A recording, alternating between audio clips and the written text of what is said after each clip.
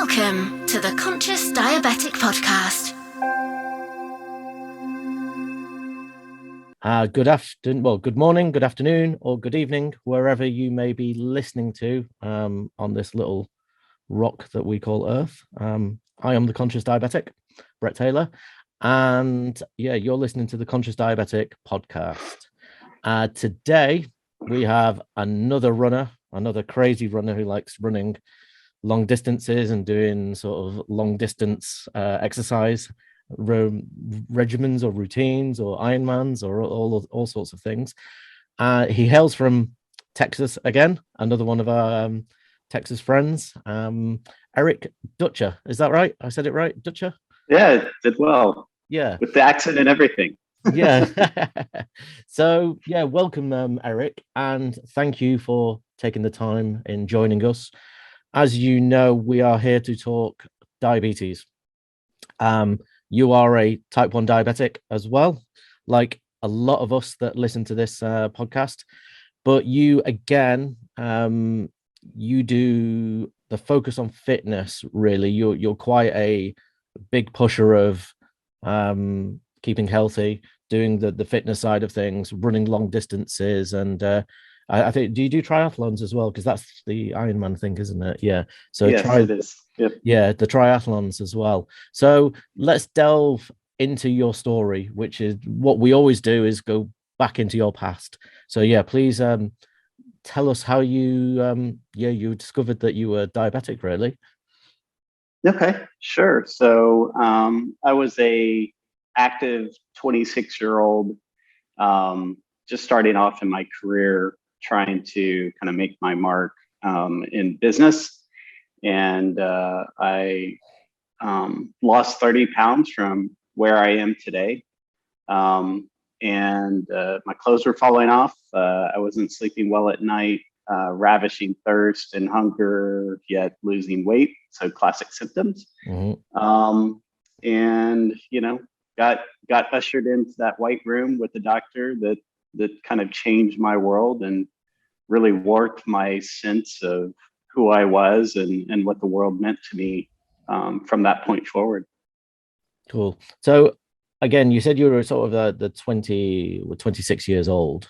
Now, what was it like to be diagnosed in sort of your mid-20s? Because you've already you went to college and university, did you? And then you went through all those periods of those certain periods of life.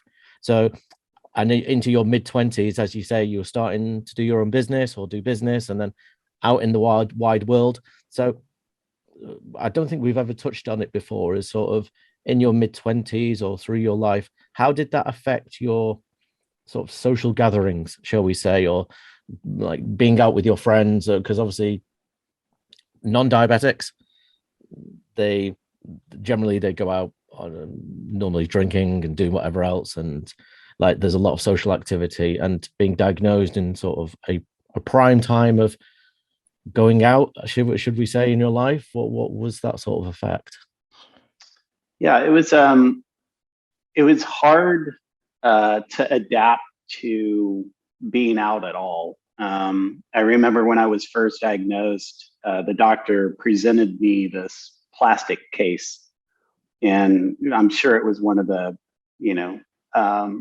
pharmacies that kind of put everything together, and I had my little syringes and had insulin, and it was almost like this little the kids doctor's kit with plastic toys sitting in there, except for this was my new world. And I knew nothing. I didn't know any other diabetics. I didn't even know to take the stuff out of the plastic tray. I carried that plastic tray in a little blue bag for weeks when I first got diagnosed. And even the simplest things, like being at a restaurant and trying to figure out how do I go into the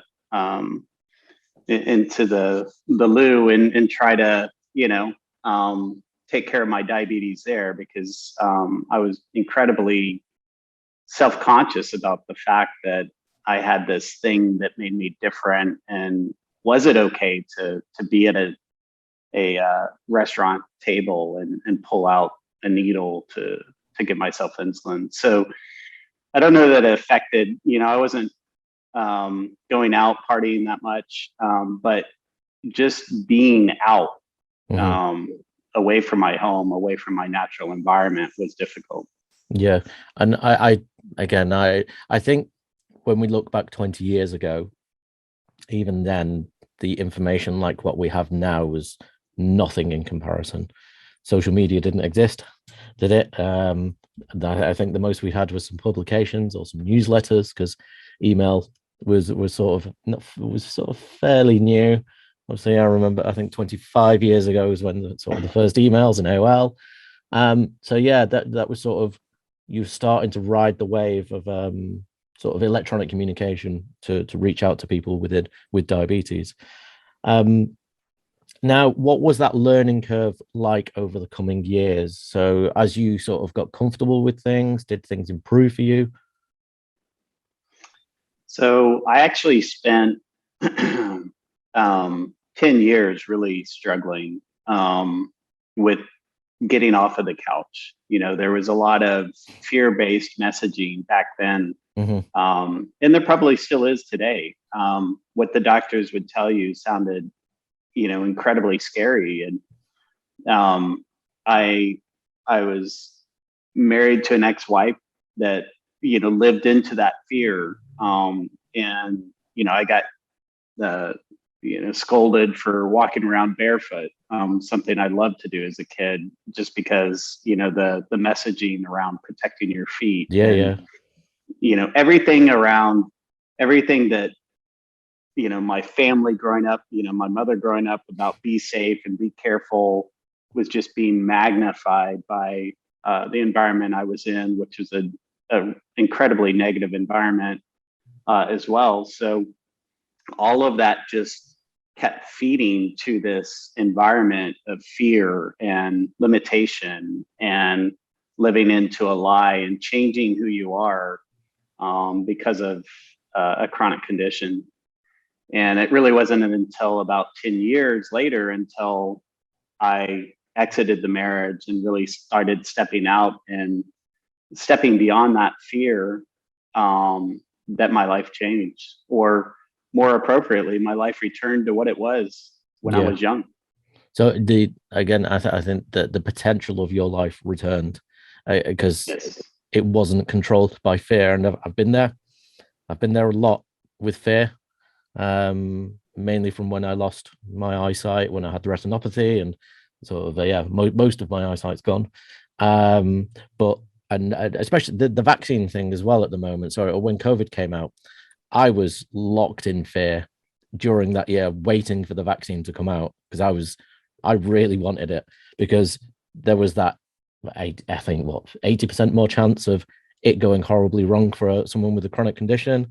So yeah, that was another part of a sort of a fear-based lockdown that I had as well, personally. So that 10 years on the couch, what did you do or not do within that 10 years? Did you literally just do nothing? Were you mistreating your body, or like what food you ate, or was you just think, I can't be bothered, or I'm not going to do anything here, I'm just going to do the minimum? Or I just didn't know how. I was locked in fear. I was frankly in debt, and so a lot of what I was doing to get medical supplies was doing drug trials. And some pretty severe ones, like they were trying to create a diabetic pill for type 1, and it cost a lot of money to make a pill. So I was actually drinking the formulary that was a pill. It was pretty awful experience. But, I was really just kind of, I didn't step out because I didn't think I could. It wasn't a matter of not wanting to. I just didn't know I could. Yeah. I was asking the wrong question. I was asking, why can't I do X? Or making a statement of, I can't do X. And it really wasn't until I started saying, well, what if I tried this, that the world changed. So quite literally, I had gone from playing basketball every day. When I was in my graduate school, I'd go down and play basketball every day. I grew up doing tennis and running, and but basketball was always my love. And I went from doing all of that to nothing. Yeah. So it was always you didn't have the tools at hand in your mind in order to carry on. And as you said, once you start opening that door of actually, what if, or can I do this? Let's try this. Let's do this and see what happens. So what was that next step for you? What that what if? So what happened? What did you explore, or what did change? Yeah. So at that time, I had met my wife, Heather, and we loved just trying new things. And she saw this 5K obstacle course race and said, "Hey, why don't we go try this?" And I think the fire jump on it was like one log that happened to be on fire, maybe just been smoldering coals. It wasn't anything extreme at all. But going out there and going on that 5K course, and climbing walls and jumping over hurdles and traversing muddy waterways. At the end of it, there was a sense of accomplishment, and more importantly, there was this community out there of hundreds of people that were all there, waking up on a weekend early to go slog through mud, which you've got to be a special type of person to do it. And I really caught an addiction for obstacle course racing that has not stopped since. And having those moments of success at the correct scale for me at that time in my life is what really led me to where I am today. Cool. So, and I think you highlighted it just in what you said, the sentences, and those small successes, or any success or perceived success, is what builds you up as well. Because once you accomplish something, once you do something, I think, do you know what? Yes, I did do that. Or if you don't succeed at it and you at least tried, then you were further ahead than what you did the day before. You keep on trying, or you keep on succeeding, and then that builds. For me, again, it built that positive mindset in me. I'd go to, when I started CrossFit, I was, 92 kilograms, and I was about 22% body fat or something, 21% body fat. I was like, there is no way I'm going to do this. But then I just kept on going every single day and doing something. And then I set a 100-day goal. And then I achieved that 100-day goal of reducing my body fat down to below 10%. I'd lost loads of weight. And that transformation process of setting any goals is what's really made me who I am again today. Now, completely different than yesterday. And I think that's what did with you as well. And that brought you onto this stage that we're at now, isn't it? Where I connected with you on Instagram as the Chronic Superhuman. So yeah, explain to me the Chronic Superhuman then. Yeah. So I think the first thing is, I mentioned the community of obstacle course racing. So I initially reached out in the online community just because I thought it was unique to be 40 and doing obstacle course races. And that's what I focused in on. And it wasn't until I started, posting mud run photos that I started learning that there were a lot of other diabetics out there, and a wide range of people, people that were really thriving in exercise or in acting or whatever their passion was, they were thriving in it, to people that were really struggling to wrestle with day-to-day things. And over time, the connections to people that were doing obstacle course racing started falling away. And I just started seeking out people in the diabetic online community and really connecting there. And the thing that led to Chronic Superhuman was really not about me, but more about us. And what I mean by that is, if you think about, we have a chronic condition. It's never going away. There's, millions of chronic conditions, not millions, but there's a ton of chronic conditions out there. And so there's even a broader community than if you look beyond just type 1 diabetes or, a particular type of diabetes into all the other chronic conditions that exist. And there's power across that community. And the common thing that exists for each of us is that, in addition to being human, we have to perform an extra function every day because our body does not. In our case, we don't produce insulin, so we actually have to manually, control our insulin levels and our blood sugar levels, and so if you think about extra, the word extra is also a synonym for super, and so it became Chronic Superhuman, and it wasn't necessarily about I'm going to go out and do superhuman things. It's more an acknowledgement that all of us with a chronic condition are already superhuman. It's the fact that you're living with a chronic condition plus nothing else equals your chronic superhuman. Cool. And I hope that inspires and gives some confidence in everyone that has a chronic condition out there, in all honesty. Because if you're newly diagnosed, or even if you're having a bad time with it, there's always that possibility you're living with it now, and there is that possibility of change always the next day, or even now. Make that decision now to change or to improve your chronic condition, and only good things will follow, really. Because taking that control over your chronic condition and working with it pushes you on into better places. Now, in terms of sort of what you started doing after, so you did the obstacle courses. Was it things like Tough Mudder?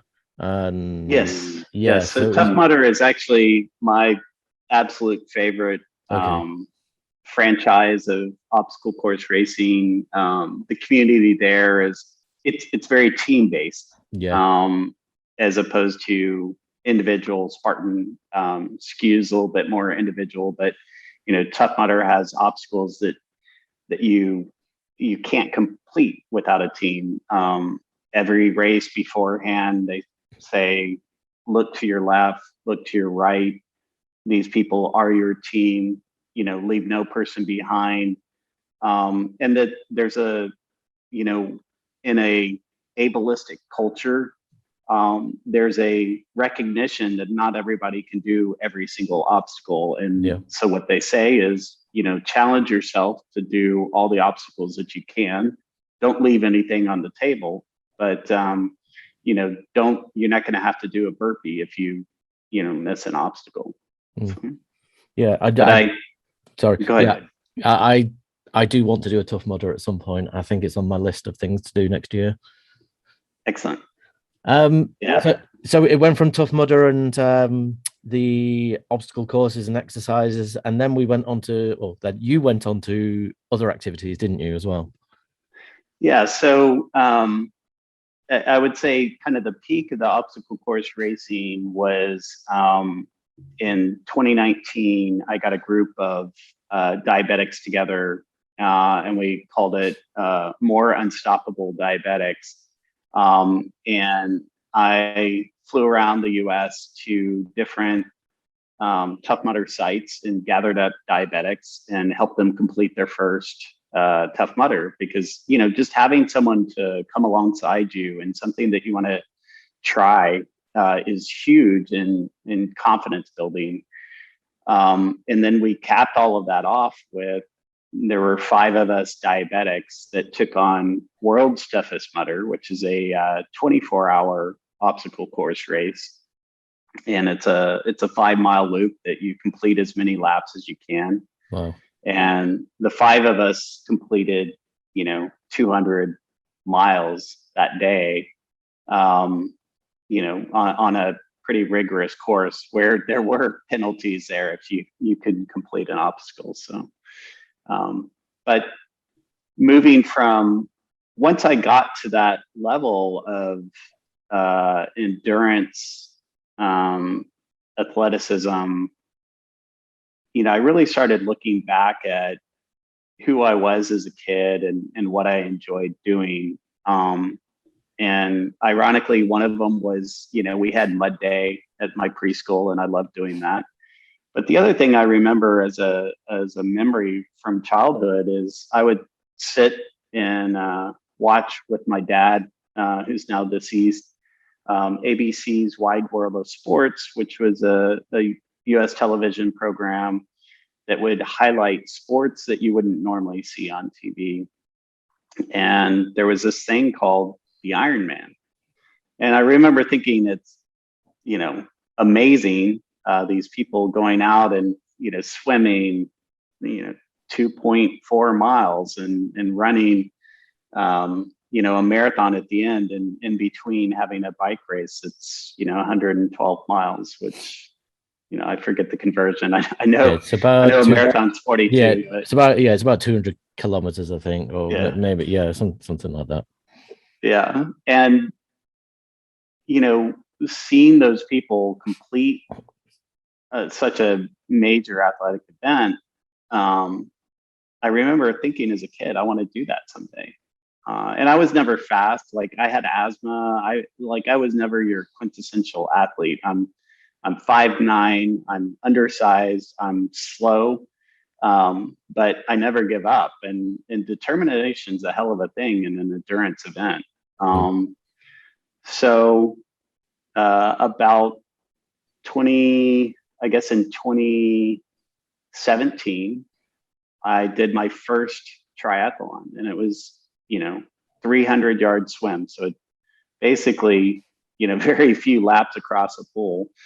And it actually, I swam growing up, spent 9 years on a swim team, and even the 300 yards swimming, because the tools of diabetes don't work in a pool, CGMs don't read, the Bluetooth technology doesn't go through the water. So even that being a very short race, was stretching for me. But I moved from a sprint into an Olympic, and then attempted a half Ironman, and then that led to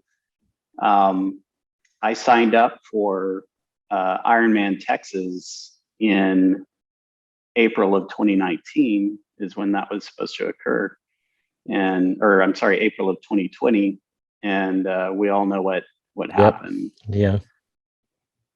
So then it became, this pinnacle race that I'd waited 35 years to enter and spent 10 years thinking, abandoning that dream and trying to figure out, okay, how do I prepare for this race? And at the time I signed up, I was focused entirely in on my passion project, which was the life coaching for diabetes. So I had plenty of time to train. Well, October, it got, the first race got pushed to October, then October got pushed to April again, and then April got pushed to this last October. And by this time, it had been 2 years of trying to train, not train, trying to train, not train, because you can't keep up the level of exercising that you have to do for Ironmans forever if you're just a Joe like me, average Joe that used to be couch potato Joe, right? So I actually ended up 3 weeks before the Ironman, I was now overemployed. I had taken on a new job, and it was another fulfillment of a dream on the job. But I was working, tons of hours, and now I'm no longer training, and now staring in the face of the race that I had waited 2 years to compete in, and I didn't think I could do it. And I even, remember having to take that moment and say, do I defer it again? Because I can't do it now. And, I kind of shared that on with some of my friends living with diabetes, and posted out on Instagram, and got a lot of an encouragement. And really about the same time, I was listening to just another podcast, and by some guy named Rich Roll, but we won't talk about him. But there was something in the podcast that just said, if you can just go out and enjoy and take steps towards something, but do it with, this is the one moment in my life that I'm going to be doing something. That's going to carry you really far.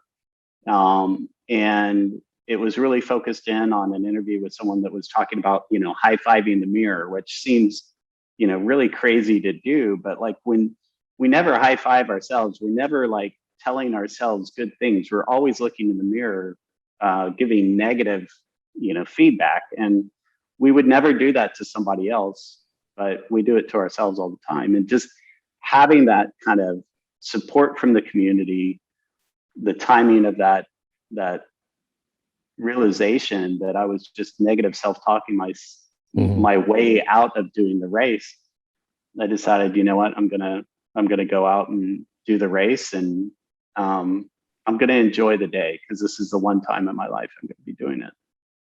And how did that turn out for you on the day then? Did you had 3 weeks? Did you end up doing any preparation over those 3 weeks? And yeah, how was race day for you? Yeah, so I think the last bit of preparation I did was really around, I spent a couple more days getting a little bit more swim in. And then I really focused in on just stretching, because I knew wear and tear on my body would probably be one of the biggest risks of completing the race. And then race day was pretty crazy. So to start with, we already highlighted it, but basically an Ironman it's a trademark race. And so it's a 2.4 mile swim, 112 mile bike, and 26.2 full marathon. And all of that has to be completed in 17 hours. And so it's this massively difficult, long day competition. And the morning of, you have to deliver your bike to the site beforehand. You can go visit your bike to get any last, fuel, which, fueling's pretty important as a diabetic. And you got to get everything kind of at your bike. And then you have to walk a little over a mile to the start of the swim. So I use a CGM, and I like to use the CGM during the race because it kind of helps give me a feedback loop. Well, I couldn't swim with my receiver or my phone. And you have to get to the race site. I don't know how long it's going to take me to walk a mile, because I'm going to go slow. I got a whole lot of I've got 140 miles to go that day. Like, the last thing I need is another mile on top of it. So I'm about an hour and a half without my CGM before the race starts. And I'm feeling pretty good. We go into, you line up on where you think you're going to finish the swim. I thought I was going to finish, within 2 hours. And the way they start the swim at this particular race is there's corrals or queues, and there's 3 people that go at once. And I was in the middle queue, and we're walking out to the water, and immediately you basically walk off a plank. And after I walked the plank, immediately the person to my left swam over me, jumped out of the water, and quit the race. Wow. Like they literally made it 5 seconds into the race and we're done. And I hit the water, and I started having problems with my asthma. And I'm sure it was panic induced. You're swimming in open water. It's choppy. You've got a lot of people around you. You can't, it's not like a pool where there's a wall you can go to. And I struggle when I get to the first buoy, and I have to stop at the first buoy, just grab on to try to, regain my composure. And then I set off again, and I go to the second buoy, and I run into the same issue again, where I'm like, I don't even know how I'm going to finish, a 4,000 yard swim, because I can't make it from one buoy to the next. And it starts to dawn on me that I probably have low blood sugar. So I pull out a goo, down the gel, and that gives me a little bit of a boost. And I start, I'm kind of basically doing backstroke, I'm doing side stroke, I'm doing anything but doing a real honest, proper swim. And I get around to the backside, and I'm still feeling off. And I have to hold up onto another kayak and down another gel. And as I'm downing that gel, what's happening is, they have various cutoffs during the race that if you don't complete the swim in 2 hours and 20 minutes, then you get a DNF. You're pulled from the water because you're not going to make it. And so I now have the back of the flotilla, approaching me as I'm trying to down this other goo, and I'm about to be pulled from the race. And so I take off again, and I'm still kind of doing this, somewhat crawl swim, somewhat backstroke.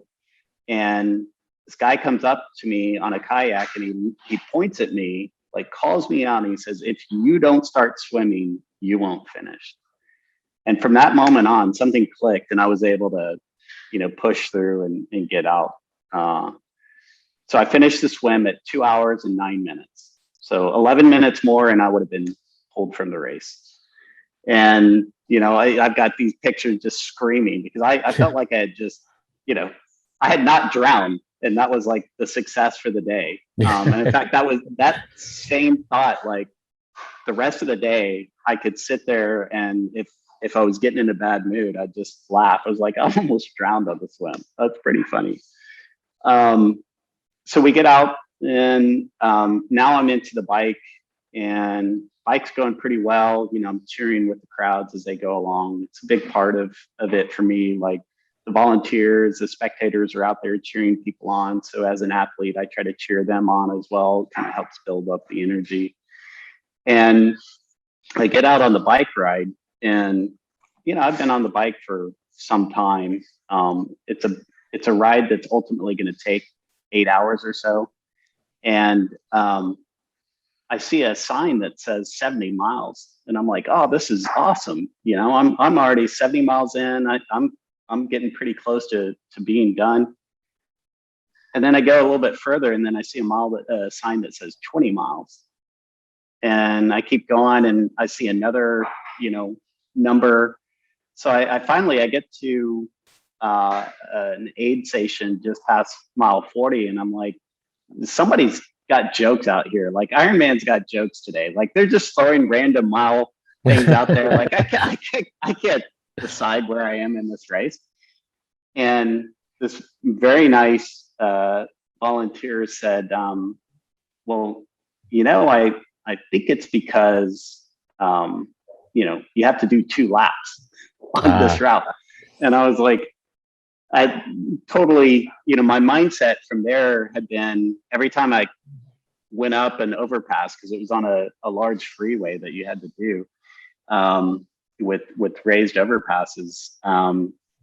Every time I did an overpass, I was like, oh, that's the last time I'll have to do that, except for in this case, I had to do it again. So I go through in about mile 75, on the route backwards. I end up dropping my chain. So I have to exit the bike and fix my chain. Mile 95, my tire pops on a downhill. And so I have to, change a flat. And I am coming around to the last aid station that's on the freeway portion of this ride. And sure enough, here comes one of the executives of the race telling the people at the aid station, this guy is your last guy. Like, there's a couple more stragglers behind him, but y'all can start picking up because we pulled everybody else off the course. So once again, I'm at the end of a discipline and I'm about to get pulled from the race for not completing it. So I go into the run. And at this point, the Ironman is they do have jokes because, in the write up for the athletes, it says on the run, you can crawl, walk, or run. Like, any of them works. You can roll your way over the finish line, but you can't have anyone carry you. Is kind of the concept. Okay. Nobody can help you.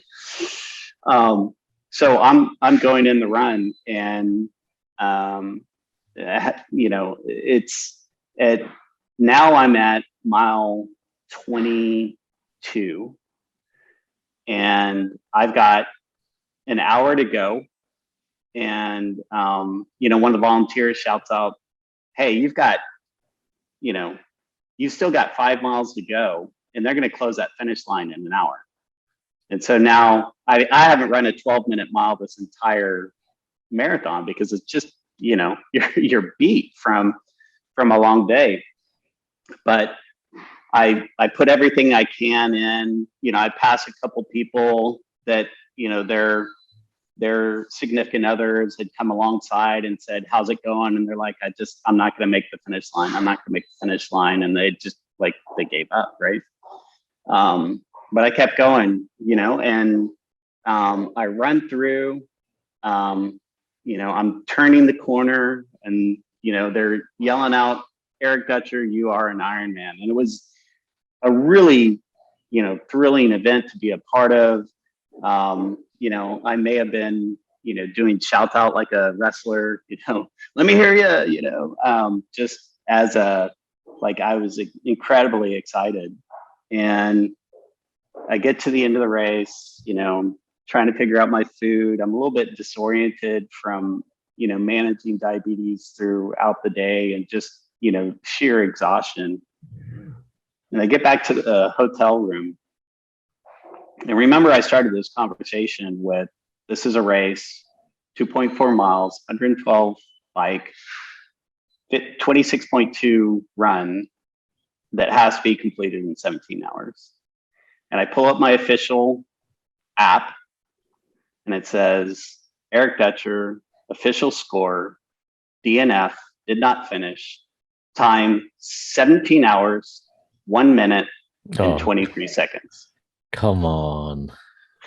So my official score is exactly the same as the person that was to my left that jumped into the water and in 5 seconds exited the race. Yeah, but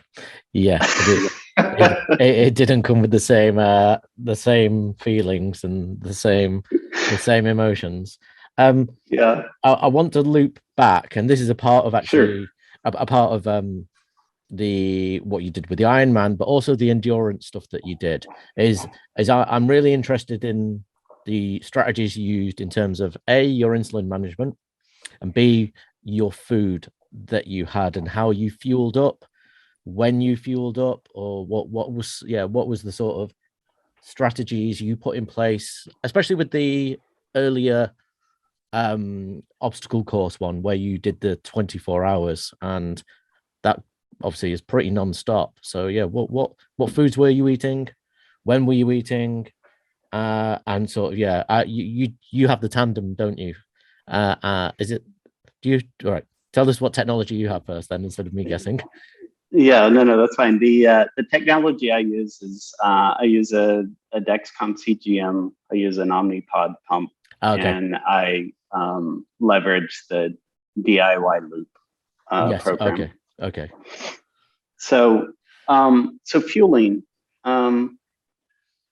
There's a group called Glucozone that Charlie O'Connell leads, that has done a ton of research into athletes and blood sugar management. And one of the things that they've uncovered is, for low impact exercise, especially endurance stuff, you need to lower your basal insulin rate 85%. And it's designed to match how your body uses insulin, a normal person. And I think that's the important thing. I think a lot of people start with, I need to manage my diabetes. And I think for me, I start with, I need to be an athlete, and I need to be an adaptive athlete and adapt it for the fact that I'm diabetic. So I typically run an 85% lower basal rate for long endurance activity. If it's something that's high intensity that I'm going to be going fast on, I only lower it 50%, because the adrenaline will help keep my blood sugars up. On race day, it gets a little bit more complicated, just because you can also have additional adrenaline that can drive your blood sugar up. Mm-hmm. I know some people like running with high blood sugars and things like that, so that it gives them an extra buffer. I feel awful if my blood sugars get high while I'm doing an event. So I try to stay pretty much close to, honestly, I'd rather be in a 70 to 90 range than an 80 to 120. And if it's a long event, then I'm going to focus on making sure that I get some protein whenever I'm eating. You do need the fast acting carbs, but the protein can act like a longer term baseline for me as I'm going through kind of one of these longer events. I generally mix things. So I'll, on the 24-hour obstacle course, basically after every 5-mile loop, I was then assessing where my blood sugar was and determining, what I needed to eat. And I had everything from peanut butter crackers, the individual peanut butter crackers. Those are actually one of the most powerful exercise foods for me, because it's got protein and fat in it, but it also has the fast acting carbs of the cracker. So I think I carry goos with me, or gels of some sort. The gels. And there's a company called Glue Confidence that actually creates a great kind of liquid thing that you can drink. But I also do things like, take a gummy bear and shove it in my cheek and let it kind of slow release as I'm doing exercise. So I try not to make it, too difficult. I try to make sure that I keep my insulin on board pretty low, the duration of the event. Yeah, it's preparation is key there, isn't it? To know what you're doing, and you don't instantly run into these activities where you say, hey, I'm going to do a massive endurance, without actually getting a baseline of doing activity for, say, an hour or 2 hours or 3 hours. Because this is what I do at the moment, is I can go for as the weekend just happened, I got up, had my breakfast of oats, and I thought, right, I'll try this out. I'll not actually give any insulin for it. Went for a 10-kilometer run, came back, no problems whatsoever. And then that gives you that baseline of information to say, okay, this is what your body does. This is how my diabetes reacts to this stimuli. And it's completely different with doing weight training as well, or sort of say maximum effort weight training as well, because you'll find loads of different things happen with the body there as well. Yeah, and what I hear when you say that is you almost treat it like an experiment. Correct. That I'm my own science. I always call it, I'm my own little science experiment. And for me, it's pushing the boundaries of what I can do. That's it. What you can do, what other diabetics can do is totally up to them. But for me, I like to say, what can my body and diabetes do today? And can it be more than yesterday? Or can I actually get a new data point in order to get to my end goal that I set out? And that is to compete in the CrossFit Games adaptive athlete category next, well, the qualifications start in February. So this is my whole goal. This is what I'm doing to get there at the moment. I'm like, okay, so I need to do this. I need to train this. And obviously CrossFit is quite a high stressful, random set of exercises and things to do. So yeah, I try and put myself in like the weirdest of situations and the most random things and pick out random numbers and just go and do whatever and see what happens.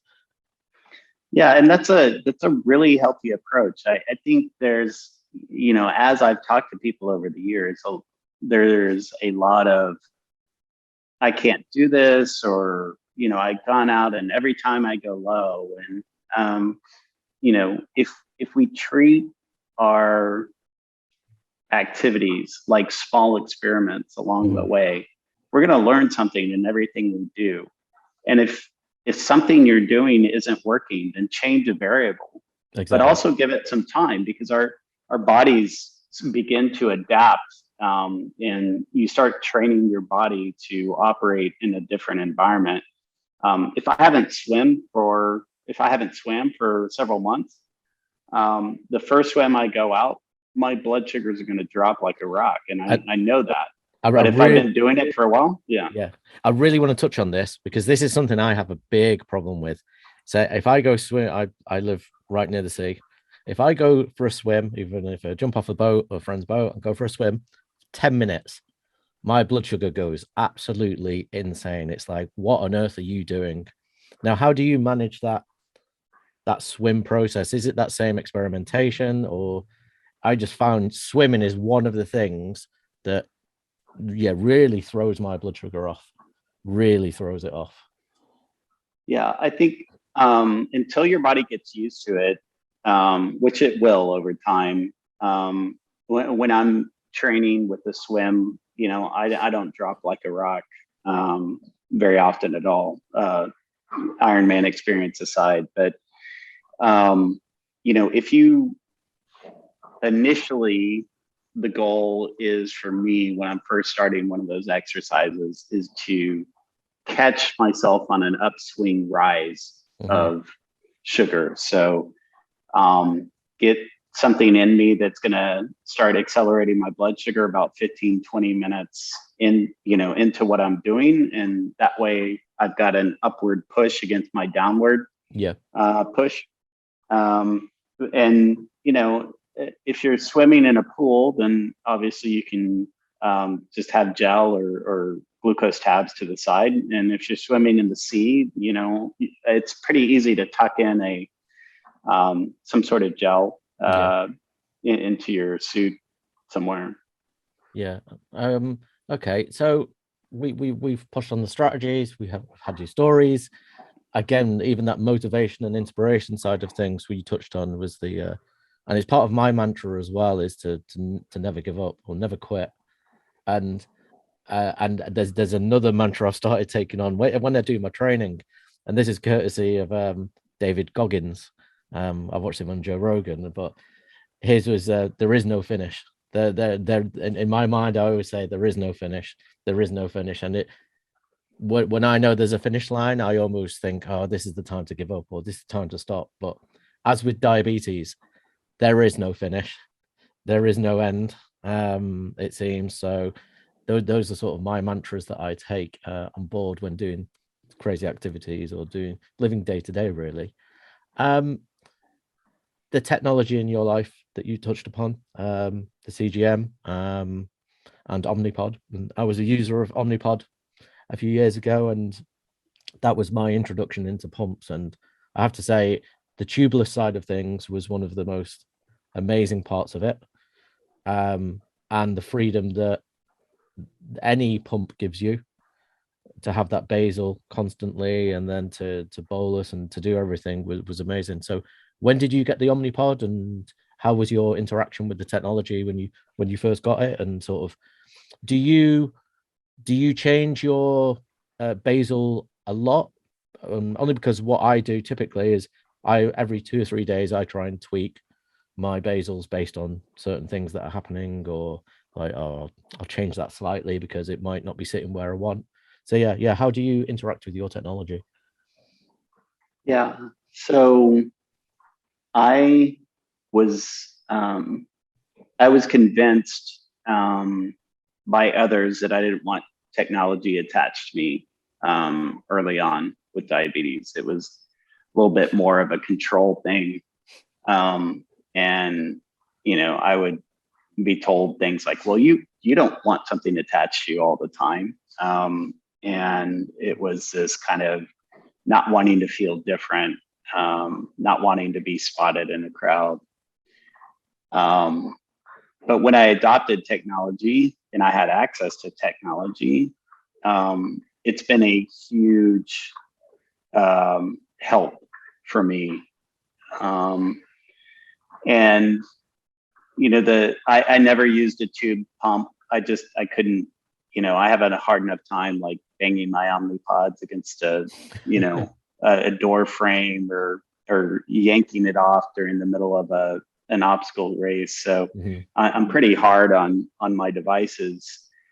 But one of the things that I spend a lot of time focused in on is, I don't want to post a CGM graph without, promoting like Kyler Cares, that is trying to get access to technology for people who don't have access. I think it's very easy to be in the environment to look at other people and say, well, you're able to accomplish this because you have X type of insulin or Y type of device, or and even, I recognize that, Ironmans are an expensive race to do, but all of this, no matter what approach that you're using, you can still figure out ways to push your envelope with what you have. I have leaned into the technology because it makes life easier for me. But I also go through a bit of an ebb and flow on making tweaks to my rates, or setting my high and low alert ranges, just because if you think about your life and what you've got going on, there are times when we're going to have more margin where we can think about diabetes, but we're going to get to other parts of our life where there's something else going on, work stress, or something going on with the family, or caring for a loved one, or something else where things are going to be, you're going to have zero margin for diabetes. And the last thing I want to do is try to tightly manage or constrict myself in a space where I have no margin, because that's what's going to cause burnout for me. So most of the time, though, I keep my ranges, 80 to 130, when I'm getting alerted. But a lot of it is, technology has taught me what my body feels like at certain levels. And the reality is, for the Ironman, for example, I didn't have visibility into my blood sugars for 15 hours of that 17-hour race. And it was just because, the technology wasn't working, or I forgot my watch, or whatever the case may be. And I was still able to tell-ish where I was based on other things. Like, I know, especially with endurance running, if I start or endurance athleticism. If I start saying, there's no way I can do this, or if all of a sudden I seem to be going way slower than I have been in the past, I know I'm getting low. And if my arm is feeling sticky, my leg's feeling sticky, I know I've gone high. So. Okay. So you have those, it's funny though, those indicators do come back, or you do get them with good blood sugar control, because again, I'm a sort of a long-term diabetic at 36 years now, and there was a period where I lost all hypo awareness, like completely. The one time I collapsed a couple of times, and one time I just woke up in a pool of blood, like no warning, no nothing. And that's when I got the CGMs for that. And it's a scary thing to not be aware. And it's another sort of mind prison that you can be in with diabetes, with all these things. But the better control I had with my devices and everything, the hyper awareness actually has come back now, which is an amazing safety blanket for that. Now, in terms of like, it's hard to say now. It's hard to sort of try and round up what we're doing. So we've gone through quite a lot about endurance, about your sporting and other things, but you are involved in a number of projects where you help diabetics as well, aren't you? Because I see on social media, because we are friends, social friends. Yes. That there was a project you were involved with recently, isn't it? Was it with the pharmacy one? So I guess the things that I've gotten involved with really are around. Several years ago, I started leveraging the knowledge base that I'd gathered from reading almost every publication there is out there on diabetes, and living through it, and then getting a certification in life coaching. I do diabetic or coaching for people with diabetes, and actually a lot of what I do in that space is I'm on a resource list for the Children's Hospital here in Dallas, and the people that reach out to me are often ones that don't have access to mental health professionals because of the cost. And so I can offer a low cost, just really around helping them relationships and diabetes, and coming alongside them in their journey. Spend a lot of time with parents and teenage kids, especially is seems to be a huge area of need. Actually, ages 15 to 32 is kind of the range that happens quite a bit. And it's, relationship with parents, it's relationship with the condition.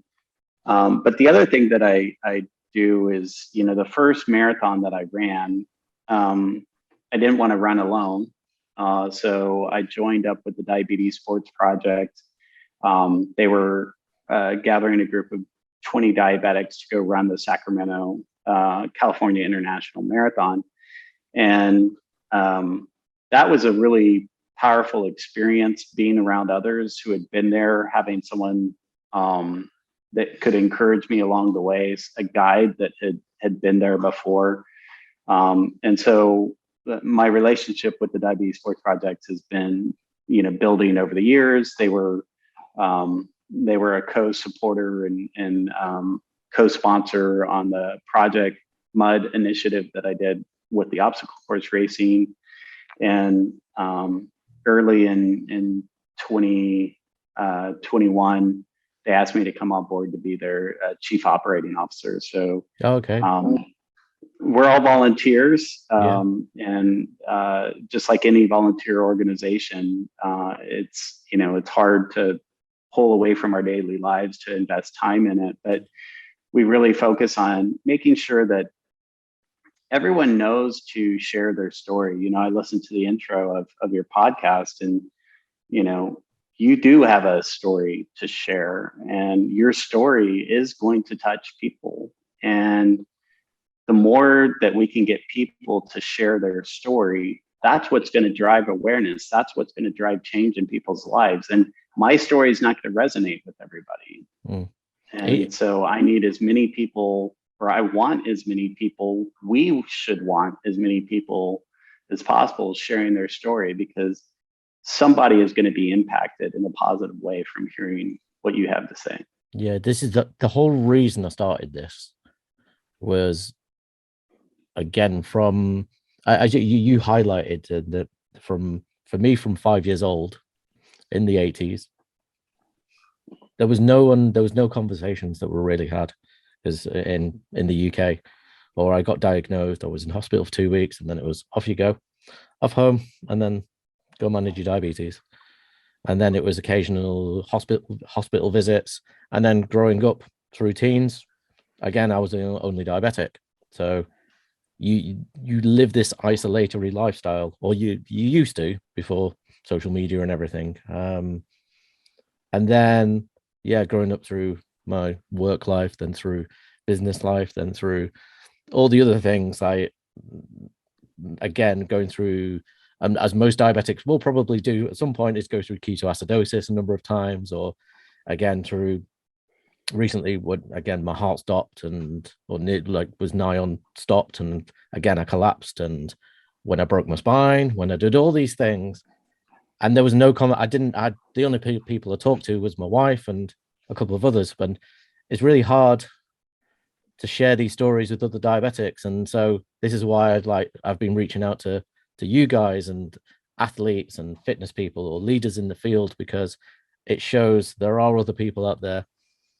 They are achieving everything that quote unquote normal people are achieving as well, and we're pushing and pushing and pushing anyway. So for me, I try and be that superhero that I wanted as I was a child, in one weird sort of sense, that, yeah, this is the superhero me of the 5-year-old me that was looking forward to talk to inspire, to do all these things. That's the main thing, really.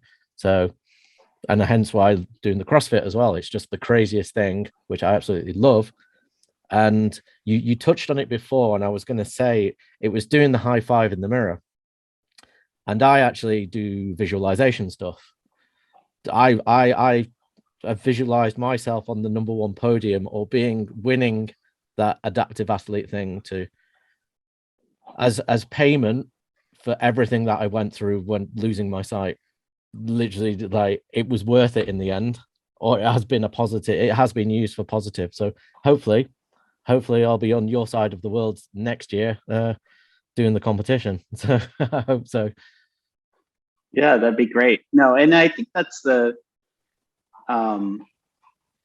I think that's a message that we need to leave behind. And that is, this really isn't about, I think there's a good conversation about, are we promoting a culture of ableism, and are we telling people that they should be doing something that they're not today? And I think to a certain degree, we should be encouraging people to test the limits of what is possible in whatever thing it is. If you want to be an incredible artist, like, go out and just paint and see what happens. Exactly. Or, if you want to be an incredible CrossFit athlete, go out and do CrossFit. See what happens. I mean, success is the path that appears from failures on either side. So if you don't take a step today, you're never going to get to where you want to go. And even if that step is the smallest thing, it's going to pull you further than where you were before. And that's not a message of ableism. That's a message of inspiration and inspiring you to do other things. And, some of what we talk about is, even exercise doesn't have to be exercise. One of the greatest blood sugar lowering things you can do is just get out the vacuum. I don't know when I haven't lowered my blood sugars vacuuming. So, tailor what you're doing to something that you love and move towards it. And, you know, don't try to go big, just go small, and don't wait till you're ready to do an Ironman to sign up. Like, sign up for something today that is, you know, appropriate for the level of what you're trying to achieve, and then start moving towards it. Because once you spent the money on something, you're much more likely to be committed to it than if you're just kind of saying, well, I'm not ready yet. Yeah, I find my mind works with goal-driven pursuits, or set the target, and then even if I don't want to, something in my brain, the subconscious, something in my head says to me, just do it, and then it's done, and then you're a step closer to that goal or target that you did set. Because once you set the target's set in your subconscious, in your mind somewhere, and nothing will stop or should stop it from keeping on going for that goal or that target, and keeping on going and keeping on going. I'm going to round off now, because we have done, well, an hour and a bit in, so we've got 10-15 minutes we can still chat. But I like to round off with sort of 3 key pieces of knowledge or advice that you wish to leave to the listeners, or to leave to people to take on board, hopefully. 3 pieces of advice. I want to start with, really, especially anyone that's new to the family. And that is, one of the things you never really hear when you get diabetes is you're told, you know, this is the medicine that you need to take. These are the things that you need to watch out for. It's all about management. So I think it's important for us who have had diabetes for a longer period of time to take a posture of invitation. And what I mean by that is, welcome people to the family. There is an incredible power of community in managing a lifelong, you know, chronic condition. And too many times, the messages that come across are very instructive, or, you know, Pollyanna, meaning, oh yeah, it's all right, you know, it's going to be good. But if we can just take a posture of inviting others into the community, I think that's huge for somebody that's been newly diagnosed. Yeah, I'd say one thing to that is that it can be perceived as authoritarian as well, when you've got a doctor saying you have to do this, and there is kickback typically within any human against authoritarian sort of perceptions. Is like, oh, that's going to take a negative thing on board in my mind as well, when someone's telling you and telling you and telling you.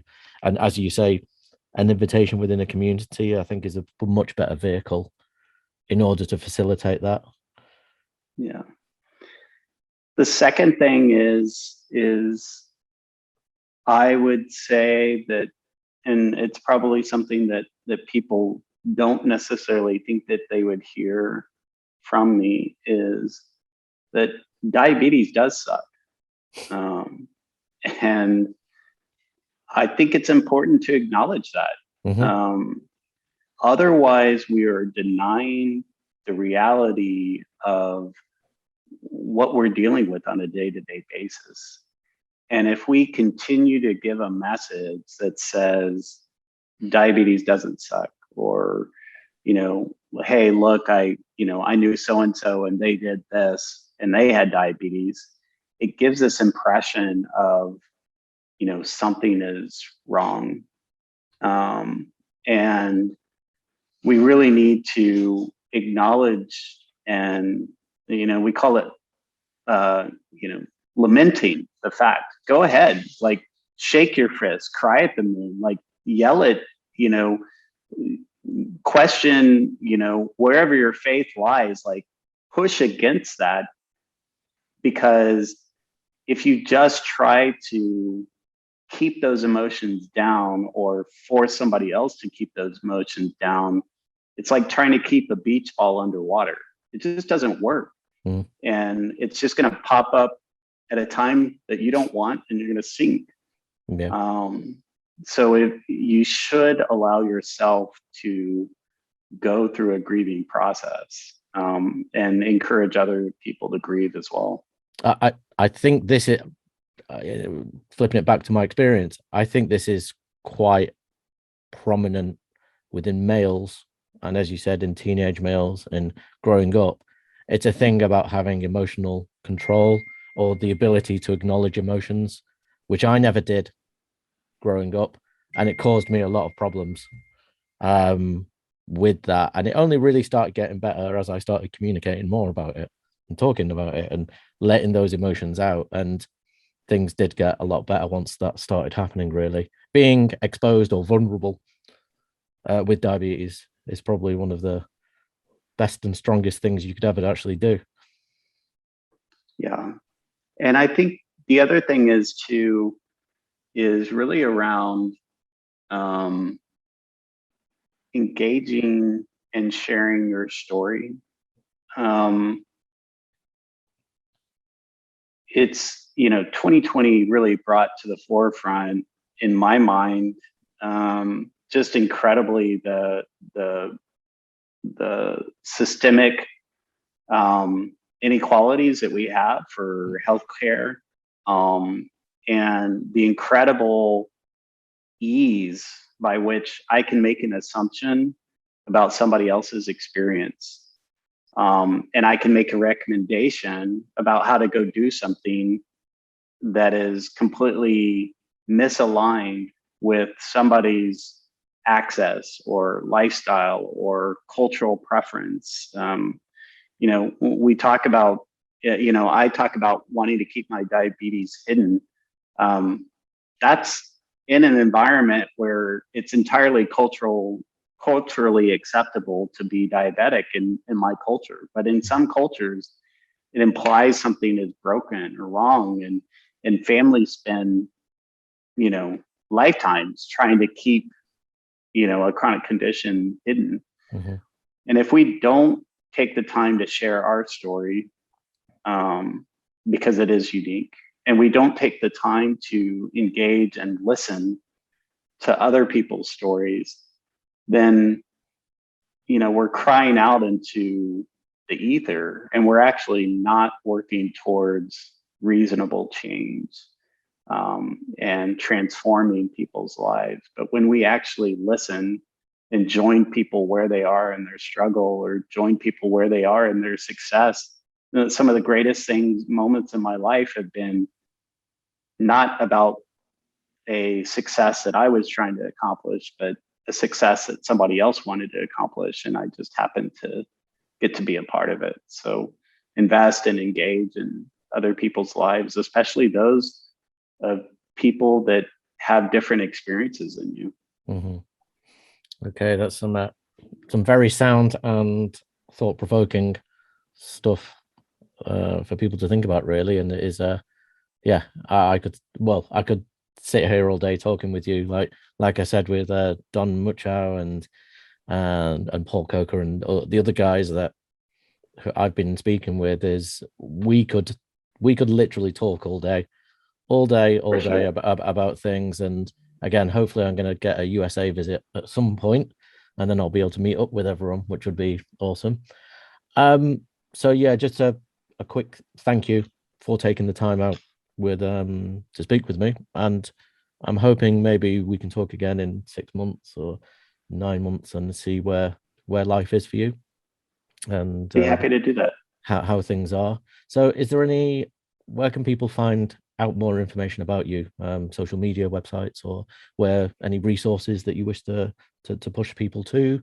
Because as you say, not everyone in the world has access to, like say, medical supplies or information, or has the ability to do things. Like I'd say there's a disparity between the USA and say Europe, where you have state funded schemes here where we get insulin for hardly anything, and obviously it's very different in the USA, and you have Latin America and and other places as well. So where is the best place for people to find resources, info, and connect with you?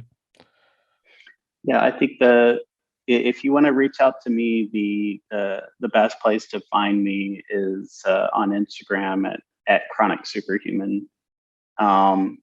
There is a chronicsuperhuman.com, and our life coaching practice is at Dutcher, DUTCHER, life.com. You can always look up the Diabetes Sports Project online as well. And, as I mentioned kind of earlier, if you're interested in helping others get access to life-saving medical devices, there's a great organization out in New York called Kyler Cares that, anytime I'm talking diabetes technology, I mention them as well. So. Cool. Hopefully I'll reach out to them and hopefully have a conversation at some point. So yes, we're going to wrap it up. A big thank you to everyone that listened. You can catch Eric on his social medias, as said, Chronic Superhuman, and you can connect with me at Conscious Diabetic on literally everything. Amazon, Spotify, YouTube, and social media, being Facebook and Instagram primarily. Tune in next Thursday, which is when everything is out. Thank you for listening, and we'll connect soon. Big love to everyone, and catch you soon, guys. Cheers. And we're done. For more information about being a conscious diabetic, check out consciousdiabetic.com.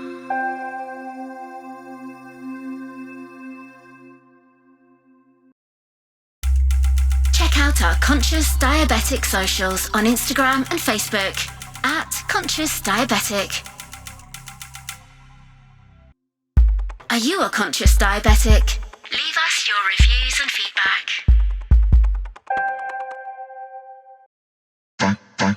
Thank you for listening. Thank you for listening. Thank you for listening. Big love. Love. Love. From all of us.